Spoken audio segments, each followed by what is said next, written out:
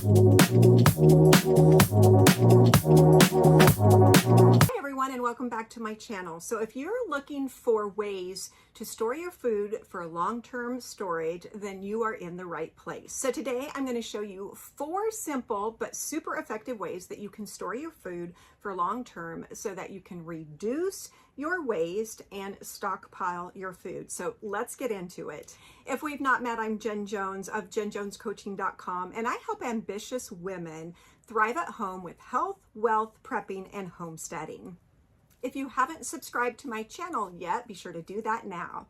All right, so first up with the simple ways to store your food is the 5-gallon bucket with the gamma lids. All right, so gamma lids look like this. And what is super awesome about these is that you can reuse them, yet it still keeps that seal on there. All right, so all you need to do is to unscrew this lid. All right, so you never break the seal because that's what's out here on the side.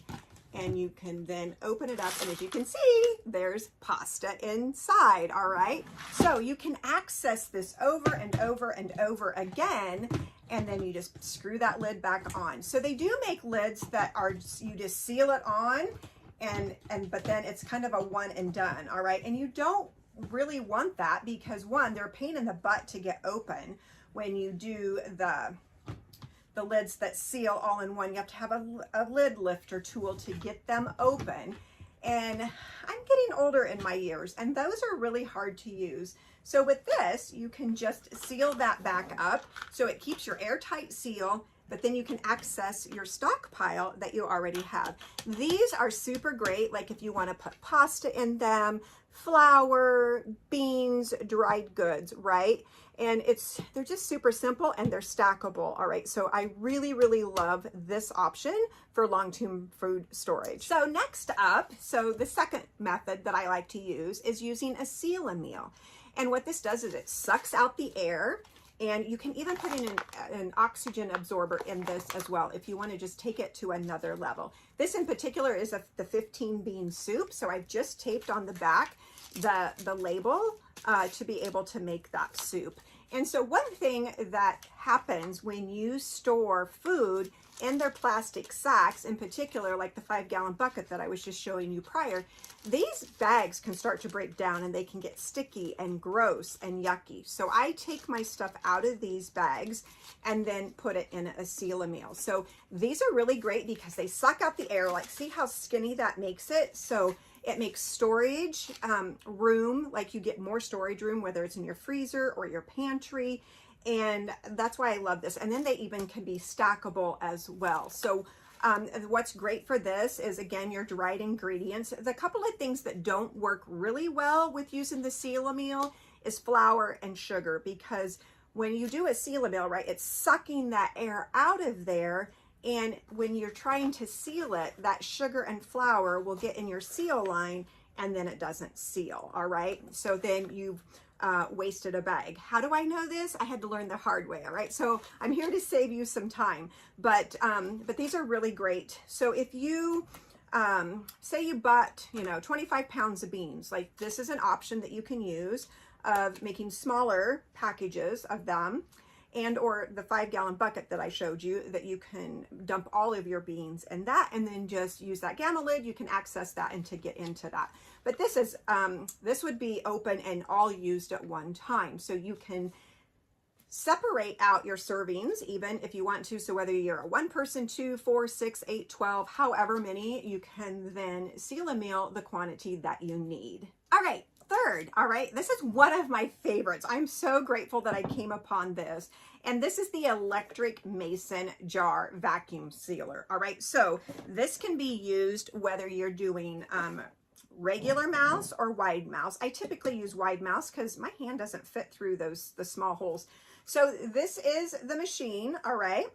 And this component here is where you turn it to get it off for wide mouth or for regular mouth. All right, so this is actually a wide mouth, and so this is actually flour, and I have put my flour into quart jars and then put the lid on it. So this is so simple. All right, you have a button that turns it on, but it's rechargeable. All right, so no batteries. So you just turn the power on.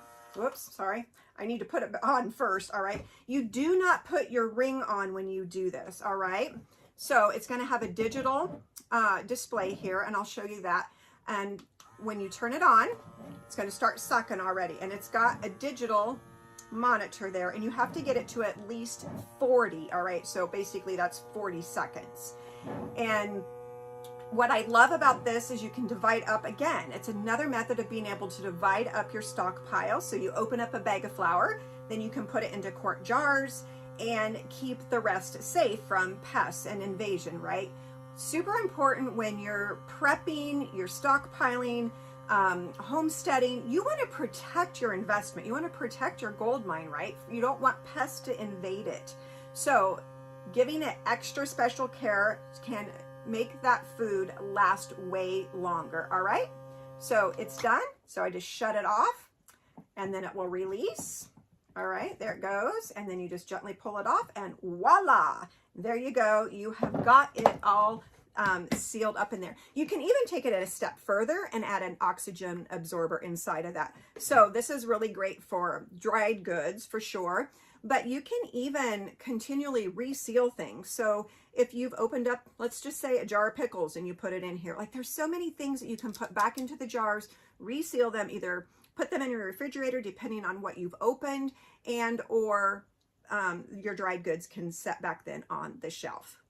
All right, last but not least is the airtight containers. All right, so I absolutely love these. It's super simple. You got a flip lid here. They're airtight, has that silicone seal. All right, so what I love about these is when I open up 25-year food, all right, so these are strawberries. Oh my gosh, they are so yummy.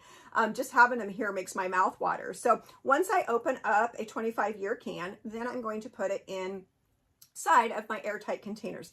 But again, you can do any of the options that I've showed you as well. But how simple these are, you just pop that up. Boop, there you go.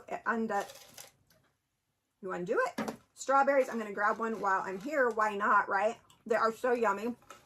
This morning, I put some of these in my smoothie, and oh my God, I'm in love with them. I don't know if you know this about freeze-dried food. This company in particular, is that they work with the farmers and they harvest them at peak. And so they are flash frozen within 2 to 4 hours of picking the fruit. And so this keeps 97% minimum of the nutrients. By the time your fresh produce gets to your supermarket, you've already probably lost half of the nutrients in it.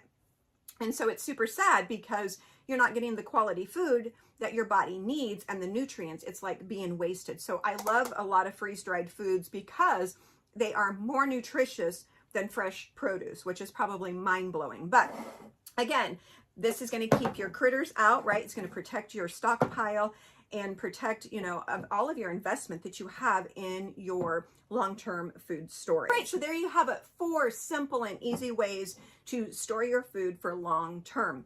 You can use any of these storage options. It just depends what your purpose is, how maybe large your family is, how much you are stockpiling, how you're using it. But these are super simple ways to be able to keep your food away from the pest, away from moisture and light. Those are super important. You want to keep your food cool. So when you're storing your food, that helps keep it in long-term storage longer for you, because you don't want to waste your hard earned investment to be able to prep and protect your family. So I'll be back next week with another valuable video, but in the meantime, be sure to check out these videos that are popping up, and remember, we were created to thrive, not just survive.